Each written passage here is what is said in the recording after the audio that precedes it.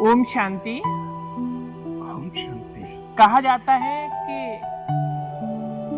जहां न पहुंचे रवि वहां पहुंचे कवि, और जहां न पहुंचे कवि वहां पहुंचे अनुभवी। नमस्कार साथियों, आज मैं आपको एक ऐसे अनुभवी मूर्त के आपको अनुभव सुनवाऊंगा जो अनुभवों की खान है, जिन्होंने संस्था के संस्थापक प्रजापिता ब्रह्मा बाबा का दादियों के साथ के अनुभव, जो आपको इन अनुभवों की जब आप देखेंगे तो आपको ऐसा लगेगा जैसे कि आपने मम्मा और बाबा की पालना ली। ऐसे ही आज हमारे साथ हैं भ्राता जगदीश भाई जी। जगदीश भाई जी, आपको ओम शांति। ओम शांति भ्राता श्री जी। आपको ज्ञान में कितना समय हो गया? सबसे पहले हम शुरुआत यहीं से करेंगे। पिताश्री से हम 2 बार अपने जीवन के प्रारंभिक आध्यात्मिक जीवन में मुलाकात किए थे। 83। तो सबसे पहले तो मैं आपसे यही जानना चाहूंगा कि आपको ऐसी क्या कशिश हुई कि आप एक पहले शुरू में भक्ति करते होंगे, जैसा कहते हैं ज्ञान मिलने से पहले भक्ति करते हैं सभी, तो आपने भी बहुत भक्ति की होगी। तो आप जो ईश्वरी खोज में लगे हुए थे, तो ऐसी क्या कशिश हुई कि भगवान की प्राप्ति के लिए, भगवान की कशिश के लिए क्या ऐसा अच्छा लगा जो आप संस्था में आए? देखिए, मेरा जो प्रारंभिक शिक्षा का टाइम था जी वो हाई स्कूल से और बीकॉम तक जी मथुरा नगरी में ही बीता था जी और वहाँ श्री कृष्ण के मंदिर में जाना जी और श्री कृष्ण की भक्ति से ओतप्रोत तो रहता ही है हर ब्रजवासी। जी जी गोवर्धन पास में है, जी वहाँ पर भी हम परिक्रमा वगैरह ऐसे ही लगाते थे जैसे अन्य भक्त लगाते थे। तो श्री कृष्ण आ रहे हैं, जी इस संदेश से हमको ऐसा लगा कि ये परमात्मा का ही मैसेज है। जी उनको श्री कृष्ण को धरती पे आना जी कोई आसान बात, छोटी बात नहीं है जो पैसे पे किसी ने कपोड़ा मार दिया हो। ये कोई परमात्मा ही शक्ति का तो क्या संदेश कैसे मिला? किसी ने पर्चा दिया? किसने? कैसे संदेश का तरीका क्या मिला आपको अच्छा भगवान? संदेश का माध्यम जो थे वो हमारे साथ में पचौरी भाई जी थे, जी श्याम गोपाल पचौरी, जो वो हाथरस में भी सेवा जी, करते जी थे जी और भाई साहब महेंद्र भाई भी उनके साथ थे। जी उस समय मैं एडीओ इंडस्ट्रीज के पद पर शमशाबाद में था, जी जहाँ से हमारी अवधेश बहन भी निकली है। जी उनका भी टाउन शमशाबाद ही है। हाँ तो वहाँ उन्होंने विश्व नवनिर्माण प्रदर्शनी का आयोजन किया था एक विद्यालय में और मुझको ले गए ब्लॉक के हेडक्वार्टर से बुला के कि चलो हम आपको एक प्रदर्शनी दिखाते हैं बहुत अलौकिक। तो मेरा जाना स्वाभाविक था कि भाई साहब इतनी दूर से आए हैं। वहाँ हमको महेंद्र भाई साहब मिले और पचौरी भाई जी मिले और बिमला बहन जी भी थी उनके साथ में। तो वो विश्व नवनिर्माण आध्यात्मिक प्रदर्शनी देख के हमको ऐसा लगा कि ये ईश्वरीय संदेश है। कोई मानव ये नहीं कह सकता कि श्री कृष्ण आ रहे हैं। जी तो ये जो श्री कृष्ण आ रहे हैं का संदेश जो सुना हमने, तो इसने हमको समर्पित करने के लिए एक शक्ति दे दी, क्योंकि हमको श्री कृष्ण से बहुत प्यार था जी और उसमें सुनने को मिल रहा था श्री कृष्ण आ रहे हैं। अब जब बहनों भाइयों से हमने पूछा कि ये कैसे संभव होगा, तो उन्होंने कहा विश्व का पर्दा बदलेगा, चक्र ही बदल जाएगा और दैवी सृष्टि का चक्र शुरू होगा। इसको सत्ययुगी दैवी सृष्टि कहेंगे और कलयुगी सृष्टि का समापन हो जाएगा। तो आपने जैसे कि बताया कि आप 83 में बाबा के इस ईश्वरी ज्ञान में आए, तो मैं समझता हूँ उस समय शायद अभी 45-46 साल के लगभग आपको हो गए होंगे इस ईश्वरी ज्ञान में, 45 के आसपास। तो उस समय तो आपको ब्रह्मा बाबा भी थे, उस समय तो आपने ब्रह्मा बाबा से भी पालना ली होगी, मैं समझता हूँ। 2 बार मैंने पिताश्री को देखा है अबू जा करके। जी जी उनके साथ का कोई ऐसा अनुभव बताइए हम, जो आजकल कहते हैं ना हमने तो बाबा को नहीं देखा, और जो नई जनरेशन आ रही है उन्होंने भी ब्रह्मा बाबा को नहीं देखा। तो आप तो बाबा से पालना ली है, तो बाबा की कोई ऐसी बात बताइए जो बाबा आप बच्चों को शिक्षा देते थे, फिर या जो आपको अच्छी लगी हो, कोई ऐसी बात, कोई ऐसी घटना जो याद हो आपको विशेष, जो आपके दिल को टच करती हो। बाबा का जो व्यक्तित्व था जी मैंने नेहरू जी को बहुत नजदीक से देखा था। वो स्मृति मेरी बुद्धि में थी कि सेंट जॉन्स कॉलेज के कन्वोकेशनल एड्रेस में नेहरू जी आए थे और वो इतने नजदीक से जा रहे थे जैसे मैं यहाँ बैठा हूँ, आप बैठे हैं, ऐसे जा रहे थे वो नेहरू जी। हाँ। तो मैंने उनको देख के ये कहा कि भगवान आपने इसको स्पेशली बनाया है प्रधानमंत्री बनने लायक। तो बाबा भी कश्मीरी ब्राह्मण थे। हाँ। तो वो बात मुझे याद आ गई हाँ। कि ब्रह्मा बाबा भी जवाहरलाल नेहरू से ज़्यादा खूबसूरत थे अपनी अरे वाह! पर्सनैलिटी में, कि मुझे नेहरू जी उस समय 19 क्या 18 भी लगने लगे। जी, जी। कि बाबा की जो पर्सनैलिटी थी वो बहुत ही अलौकिक थी, और इतनी उनकी आवाज़ इतनी मीठी थी, कोई इंसान की हो ही नहीं सकती है, और उसमें प्यार, स्नेह और सहृदयता सारी। नहीं, हमने तो ये सुना है जब बाबा से सभी मिलते थे बच्चे, तो बाबा उनको गोद लेते थे। तो कैसा अनुभव कैसा होता था? कैसा महसूस होता था? तो हमारे तो रोंगटे अभी खड़े हो जाते हैं कि बाबा बच्चों को गोद लेते थे, मतलब गले मिलते थे। हाँ, सबसे तो कैसा महसूस होता था उस समय? अत्यंत सुख की प्राप्ति होती थी, और ऐसा लगता था कि संसार की सबसे बड़ी प्राप्ति जो हमें हो सकती है वो जी। हमने पा ली। आप तो बहुत ही भाग्यशाली हैं जो बाबा से मिले इतना। मुझे इस बात की बहुत खुशी रहती बाबा है। ने आपको कोई विशेष स्पेशल कोई शिक्षा दी हो, कोई ऐसी बात बताइए ना कुछ भी। मतलब हम बहुत हमने बाबा को नहीं देखा, ब्रह्मा बाबा को, लेकिन हम जो हमारे दर्शक हैं जो सुनेंगे वो भी, तो वो आजकल जो नए-नए बाबा के बच्चे निकल रहे हैं, तो वो भी चाहते हैं कि बाबा की अनुभव और पालना हमें भी सुनने को मिले, सीखने को मिले। देखिए, पहली साल जब हम बाबा से मिले थे जी। तो वो टाइम जो था दीपावली के लगभग का था। तो बहनें जो हैं गुजिया लेकर के आई थी, हर बहनें जो थी टोली के रूप में गुजिया लेके आई थी। तो बाबा के पास 2 परातें रखी हुई थी, तो 2 परातों में सारी गुजियाओं का ढेर था। तो सारी क्लास में, हिस्ट्री हॉल में, बाबा ने पूरी क्लास में से मुझे बुलाया, आओ बच्चे। तो मेरी खुशी का कोई ठिकाना नहीं था, और उधर से एक बहन को बुलाया, आओ बच्चे। इतनी मिठास थी इन शब्दों में, मैं उनका बयान नहीं कर सकता। अरे वाह, बहुत सुंदर। बाबा ने कहा, बच्चे सब बच्चों के आगे ये थाल कर देना, जी। और बच्ची से कहा कि तुम जो है बहनों की तरफ सबके आगे थाल कर देना, बच्चे टोली लेते रहेंगे। जी बाबा। इसी बात की मुझे इतनी खुशी हुई कि पूरे भरे हॉल में बाबा ने मुझे ही बुलाया है। अरे वाह, बहुत सुंदर। बड़ा अच्छा लगता है वही बाबा की बातें सुन करके। उस समय तो मम्मा भी थी उस समय? नहीं, मम्मा नहीं थी। मम्मा नहीं थी उस समय। अच्छा, मम्मा पहले चली गई थी, है ना? चले गए। मम्मा से आप नहीं मिल पाए। चलो, और दादियाँ तो आपके मतलब दादियाँ तो सब, अभी तो दादियाँ है ही हाँ, नहीं, दादियाँ- मिल नहीं पाते। उस समय तो दादियाँ इतना प्यार पालना आपने ली बहुत होगी सबकी, बहुत बहुत। स्नेह मिलता था, और बहुत क्लासेस कराती थी, तो बड़ा ऐसा लगता था जैसे बिल्कुल हमारे परिवार के ही हैं सारे। अच्छा। इतनी भाषण आती थी कि हमारा दैवी परिवार है, ईश्वरीय कुल है, और इसके आगे संसार में सब फीका ही फीका है। अच्छा भाई जी, आपने सेवाएं, जो सेवाओं का क्षेत्र रहा, बाबा तो उस समय सेवाओं पे भेजते थे सबको। जैसे मेरे अपने सुना है पुराने पुराने जो मेले होते हैं, अभी तो खैर आधुनिक तकनीकों से मेले लगते हैं, जी हाँ जी। तो पुराने जो मेले लगते थे उसका कोई ऐसा सेवाओं का कोई बताइए, कहाँ-कहाँ पर सेवाएं की आपने और कैसे-कैसे, थोड़ा सा हमें थोड़ा बताएं। आगरा क्षेत्र से हाँ।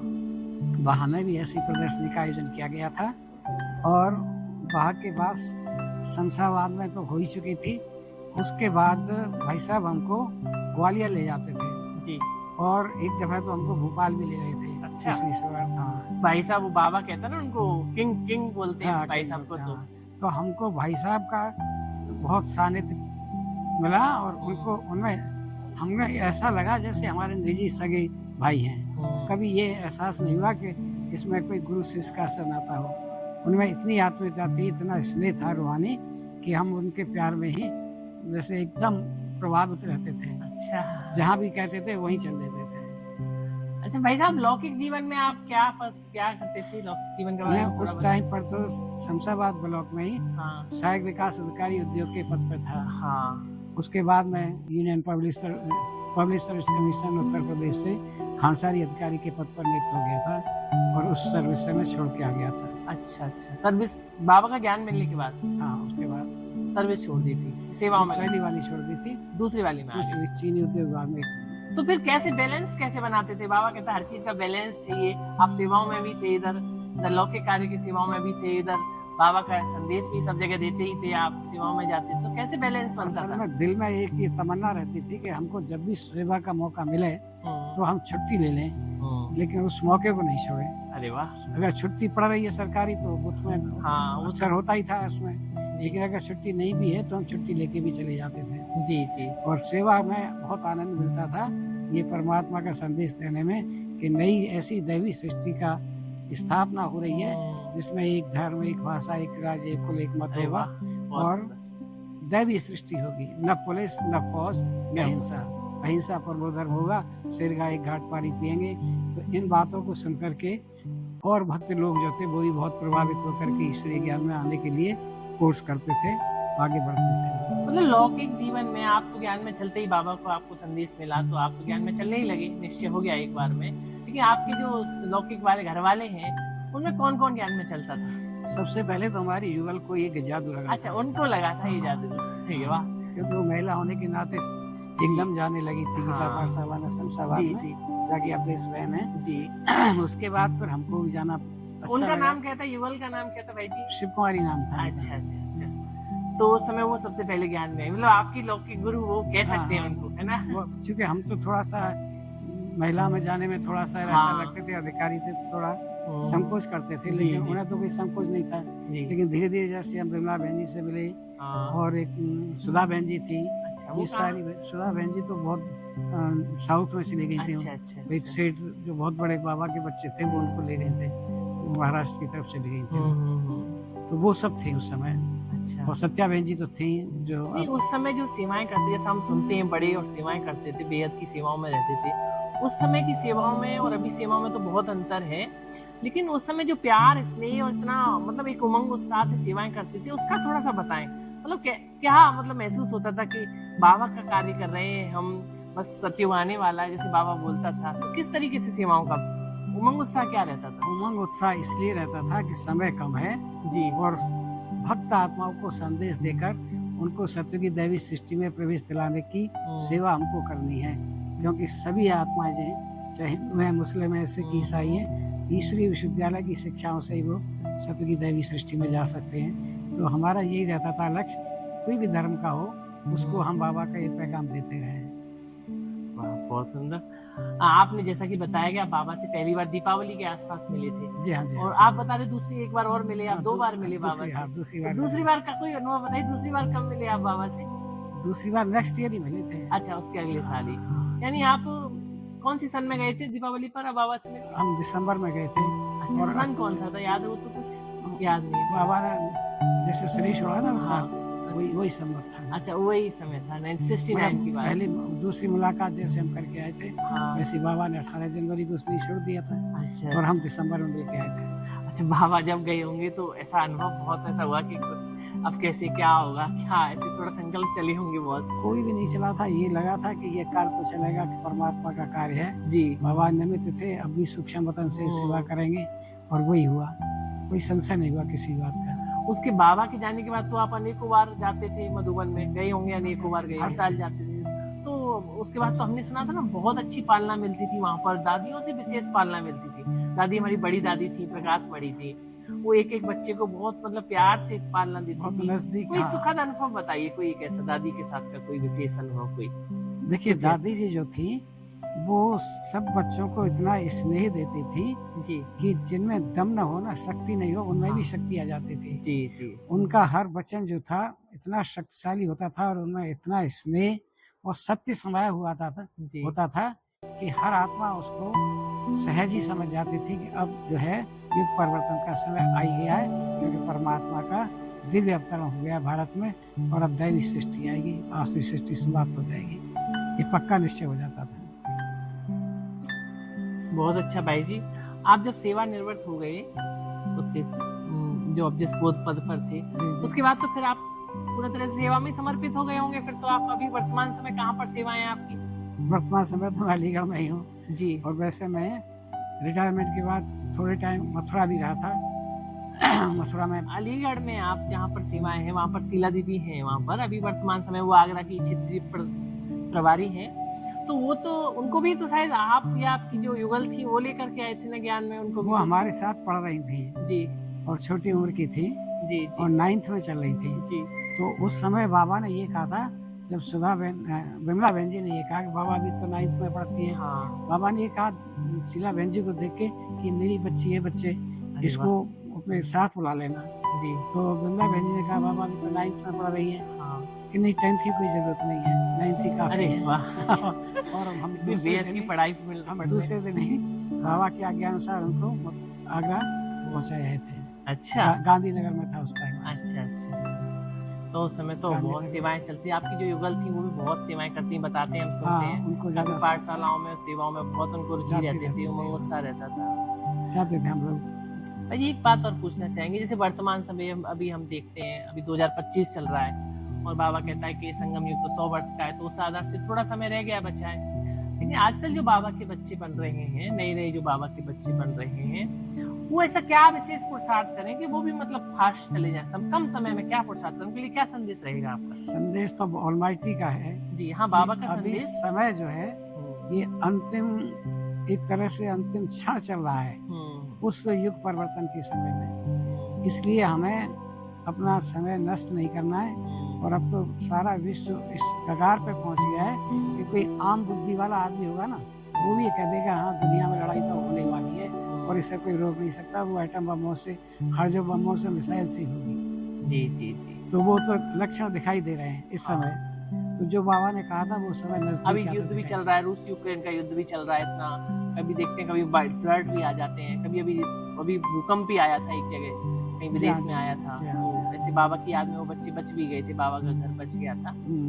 तो ये सब तो चल ही रहे हैं। और एक अंतिम प्रश्न ये और पूछना चाहूंगा भाई जी आपसे, बाबा के घर में यहाँ रह रहे हैं काफी समय से, समर्पित रूप से ही रह रहे हैं इस जी, सेवा में, तो आपका विशेष स्पेशल क्या पुरुषार्थ रहता है? अभी क्या अंतिम समय के लिए क्या पुरुषार्थ रहता है? क्योंकि मेरा अभी तो सब जा रहे हैं, दादियाँ भी चली गई, बड़े बड़े महारथी भी चले गए, तो विशेष क्या पुरुषार्थ रहता है आपका विशेष? मेरा ज्ञान, योग, सेवा और धारणा, जी, इन चारों सब्जेक्ट पर पूरा ध्यान रहता है। जी, और चूंकि मेरा अब कोई दैहिक लौकिक संबंध किसी से रहा नहीं है, जी। मैं अकेला हूँ। अरे वाह, अकेला एक बाबा। बच्चा है वो सर्जन एक है, बाबा है। उसकी मिसेज सर्जन है, जी। वो अपना कारोबार कर रहे हैं, लेकिन हाँ, वो स्पिरिचुअलिटी में रुचि नहीं ले रहे हैं, हाँ। इसलिए मैं निर्बंध हूँ, टोटल अरे वाह, निर्बंध। बहुत अच्छा। और जहाँ भी सेवाएं मिलती है मैं तैयार एक हूँ। प्रश्न और पूछना चाहेंगे, जैसे आप सेवाओं में करते थे उस समय, मतलब अपनी लौकिक सर्विस भी करते थे, तो उस समय जीवन में बहुत प्रॉब्लम्स तो आती हैं, ऐसा नहीं, जीवन परिस्थितियों का नाम तो है ही, पर बाबा जब मिल जाता है थोड़ा परिस्थितियों से मतलब निपटने का थोड़ा शक्ति मिल जाती है।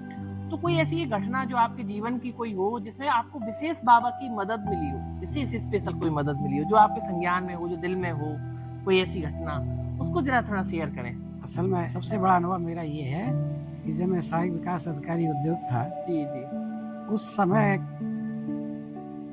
वो पद जो था जी। वो ट्रांसफर कर दिया गया था और हाँ। वो सरकारी न होकर गैर सरकारी हो गया था। अच्छा, अच्छा। तो उत्तर प्रदेश खादी ग्रामोद्योग बोर्ड में वो सेवाएं भेज दी गई थी। हाँ।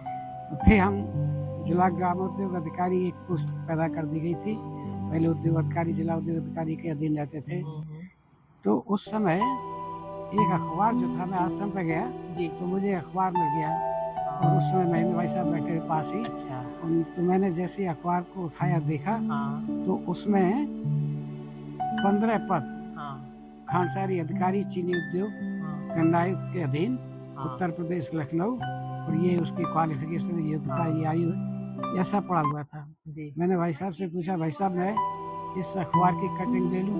नहीं, पूरा अखबार ही ले जाओ। उन्होंने कहा वो जानते थे कि खानसारी इंस्पेक्टर की पोस्ट जो है वो कर्नल अधिकारी भी होता है और अच्छी पोस्ट है। तो उन्होंने कहा पूरा अखबार ही ले जाओ, क्योंकि उनके पिताजी जो थे हापुड़ के थे, जी। तो हापुड़ में उनके यहाँ धंधा ही इसका था, खंडसार की उनकी आड़त थी।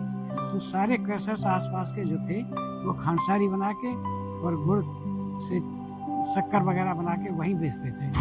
जी। तो और वो इलाका भी वेस्ट का गन्ने का ही है, सारा गन्ना होता है वहाँ। जी, जी। मोस्टली 80% गन्ना है वहाँ, बाकी में और फसलें हैं। तो वो जानते थे कि इसमें बड़ी इज्जत भी है और अच्छी पोस्ट है। तो उन्होंने कहा चले जाओ, कोई बात नहीं, 20 पोस्ट है, आ जाओगे।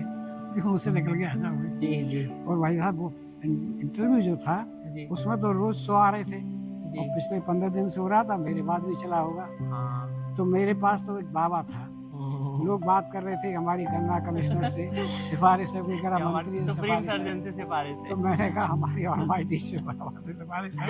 मैं उस भीड़ को छोड़ के एकांत में बैठने लगा और उसी समय मेरी आवाज़ बोल गई मेरे नाम की। हाँ। तो मैं बहुत कॉन्फिडेंस के साथ पावरफुल होके जैसे मैंने एंटर जैसे किया, आपके साथ ही ऑलमाइटी चल रहा है हाँ, साथ साथ। तो मैंने जितने उन्होंने प्रश्न पूछे हाँ। उनका मैंने ऐसा जवाब दिया जैसे ये कुछ नहीं है, मैं सब कुछ हूँ, बड़े इत्मीनान के साथ। हाँ। और कोई प्रश्न ऐसा नहीं था हाँ। जिसका मैंने नेगेटिव में जवाब दिया हो। हाँ। तो उसके बाद तो उन्होंने यही ज़्यादा प्रश्न ही नहीं किए और सारे के सारे हंस पड़े थे, केवल इस बात पर कि ये सहायक विकास अधिकारी की पोस्ट खत्म क्यों हुई, तो मैंने कह दिया कि जब सरकार के पास देने के लिए लोन नहीं है, ग्रांट्स नहीं है, सब्सिडी नहीं है, ट्रेनिंग के लिए बच्चों को भेजने के लिए स्टाइपेंड नहीं है, तो वहाँ पोस्ट करके पैदा करके काम क्या करते। इसलिए वहाँ कोई काम था ही नहीं एक तरह से, इसलिए मुझे यहाँ आना पड़ा। तो वो सारे हंस गए थे और उन्होंने कोई बाद में प्रश्न नहीं पूछा। बहुत अच्छा, और मेरा सिलेक्शन 15 में मेरी नंबर आ गया उस समय। बहुत अच्छा, बहुत अच्छा। बाबा ऐसी बच्चों की मदद करता है। बहुत मदद एक सवाल और मेरे जहन में आ रहा है कि जैसे वर्तमान समय अभी देखते हैं, बहुत से बाबा के बच्चे ऐसे हैं जो सेंटर पर नहीं आ पाते, लेकिन घर में बाबा को याद करते हैं और छिप करके मुरली भी सुनते हैं, कहीं तो बहुत बंधन में रहते हैं। बाबा से तो जिगरी प्यार है क्योंकि जब घर वाले जब अंगेस्ट होते हैं तो नहीं जाने देते सेंटर पर। और मैं समझता हूँ आप भी जब प्रवृत्ति में रहे होंगे, जैसे आपकी युगल तो ज्ञान में चलती ही थी, लेकिन फिर भी कभी तो थोड़ा सा विघ्न तो आए होंगे, ऐसा तो नहीं हो सकता। वो पहले ज्ञान में चली थी, इसलिए मुझे देखने का मेरे साथ तो कोई सवाल ही नहीं है। लेकिन जो विघ्न आते हैं, मैं जो जनरस की बात कर रहा हूँ, उन्हें जो आते हैं सेंटर पर नहीं आ पाते, उनके लिए वो कैसा क्या पुरुषार्थ करें जो विघ्न उनके खत्म हो जाए और वो छुट्टी मिल जाए विशेष उनको सेंटर पर रहने के लिए, सेंटर पर मतलब मुरली सुनने के लिए और सेवाओं के लिए। उसके है कि जो लोग भक्ति मार्ग की आत्मा है, वो इस अध्यात्म की ऊंचाइयों को और इससे मिलने वाली जो प्राप्तियां हैं, हाँ, उसकी कल्पना भी नहीं कर सकती हैं। जी, वो जी। स्वर्ग की बात सुन करके भी ऐसा लगता है जैसे स्वर्ग इनको कोई काल्पनिक आने वाला है। लेकिन बाबा से प्यार तो है, उनको भले नहीं आ पाते सुनने के लिए, बाबा से प्यार है, घर वाले नहीं आने देते तो मजबूरी है, तो उसके लिए विशेष क्या पुरुषार्थ करें कि उनको छुट्टी मिल जाए, विशेष बाबा की मुरली सुनने के लिए छुट्टी मिल जाए, क्या पुरुषार्थ रहना चाहिए उनको? इसके लिए तो केवल यही है कि उनको अपने साथ हम प्रेम से अपने साथ लाएं और क्लास में आके सुनने के लिए बात करें कि पहले भगवानोवास तो सुनिए आप। जैसे जैसे भगवानवास सुनते रहेंगे, वाणी सुनते रहेंगे, तो उनका जो अज्ञान का पर्दा है वो खुलता जाएगा और वो बाबा के बच्चे बन ही जाएंगे। बहुत बहुत धन्यवाद भाई साहब, आप आए और आपने इतना अच्छा अनुभवों से हमको अभिभूत कर दिया। बहुत बहुत हमारे दर्शक आपके अनुभव सुन करके मैं समझता हूँ बहुत ही ज्यादा अभिभूत होंगे। आपका बहुत बहुत धन्यवाद। Thank you. ओम शांति।